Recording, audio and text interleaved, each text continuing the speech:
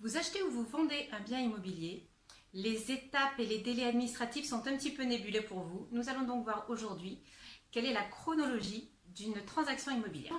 Je m'appelle Nathalie Kieffer, je suis conseillère en immobilier sur La Ciotat et plus largement sur le triangle Marseille-Toulon-Aix, et j'accompagne mes clients vendeurs et acquéreurs dans leurs projets immobiliers de manière à les aider à le sécuriser et le réaliser dans les meilleures conditions.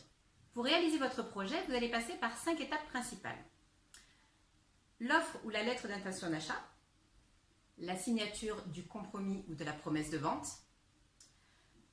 le délai de rétractation et le dépôt de garantie, s'il y a lieu, le dépôt de demande de prêt bancaire et l'émission de l'offre de prêt, et enfin la signature de l'acte authentique.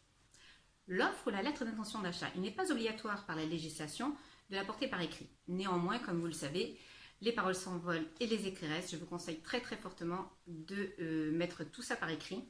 Une fois que l'offre a été émise, elle est soumise au vendeur qui a 3 options. Soit il la refuse, soit il l'accepte, soit il fait une contre-proposition. Il n'existe pas de délai officiel entre la signature de l'offre d'achat ou de la lettre d'intention d'achat et la signature du compromis de vente. Néanmoins, il y a des documents administratifs absolument nécessaires et obligatoires à rassembler. Si cela a été anticipé, on peut signer le compromis assez rapidement. Si ça n'a pas été anticipé, eh bien, ce sera beaucoup plus long. Donc les délais peuvent varier entre 48 heures et plus d'un mois. Toutes les parties sont tombées d'accord et donc vous allez signer soit une promesse de vente, soit un compromis de vente. Donc la promesse de vente n'engage que le vendeur dans ce contrat, alors que le compromis de vente va engager les 2 parties. Le compromis de vente étant beaucoup plus courant, on va s'attarder davantage sur celui-ci. Donc le compromis de vente peut être rédigé et signé, soit accompagné d'un agent immobilier qui est diligenté pour cela, soit par le notaire. L'un ou l'autre va évidemment expliquer à toutes les parties ce que contient ce contrat. Le vendeur va être engagé dans cette transaction immédiatement après la signature du compromis de vente. L'acquéreur, lui, va disposer d'un délai de rétractation de 10 jours pour lui permettre de réfléchir encore un petit peu à son achat. Néanmoins, à l'issue de ces 10 jours, le dépôt de garantie aura été versé sur le compte séquestre. Dépôt de garantie qui va de 0 à 10% du prix d'achat du bien.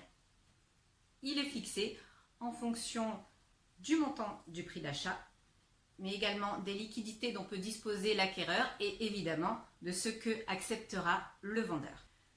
Pendant ce délai de rétractation, l'acquéreur a donc possibilité de se retirer de la transaction sans motivation et peut récupérer donc son dépôt de garantie. Une fois la SRU purgée, plus couramment appelée le délai de rétractation, le notaire va commencer à lancer les différentes demandes de documents administratifs et faire ses vérifications. La plus longue étant ce qu'on appelle la DIA, déclaration d'intention d'aliéner, ou plus communément appelée le droit de préemption de la mairie, qui elle va durer 2 mois incompressibles. En parallèle du travail du notaire et tout de suite après avoir purgé le délai de rétractation, l'acquéreur va aller déposer ses 2 demandes de prêt auprès de 2 établissements bancaires distincts, de manière à multiplier ses chances et pas en déposer un, attendre la réponse qui pourrait être négative et après en déposer un autre, et ainsi gagner du temps. Il a alors 30 jours officiellement pour obtenir l'émission de l'offre de prêt par sa banque. En réalité, sur le compromis et dans la pratique, on le porte souvent à 45 jours parce que 30 jours, c'est bien trop serré. L'acte authentique va conclure votre transaction. C'est là que vous avez enfin vendu ou que vous êtes enfin propriétaire. Il est fait exclusivement chez le notaire et par le notaire. Dans ce cadre, c'est lui qui va répartir les fonds, donner ce qui se doit au syndic de copropriété, à l'agence, à la banque s'il y a un prêt immobilier en cours à rembourser, et évidemment au vendeur. Et il distribue les attestations de vente et votre projet est réalisé. Donc en résumé, entre la signature du compromis de vente et la signature de l'acte authentique, il va se passer environ 3 mois pour que la transaction se fasse en bonne et due forme. Alors attention, ce délai de 3 mois est le délai minimum parce que c'est pour le cas où tout se passe extrêmement bien, que tous les dossiers qui ont été déposés dans les différentes administrations sont complets, qu'il n'y a pas eu d'erreur, qu'il n'y a pas de personnel en vacances, qu'il n'y a pas de surcharge de travail. Donc souvent, on dépasse ce délai de 3 mois.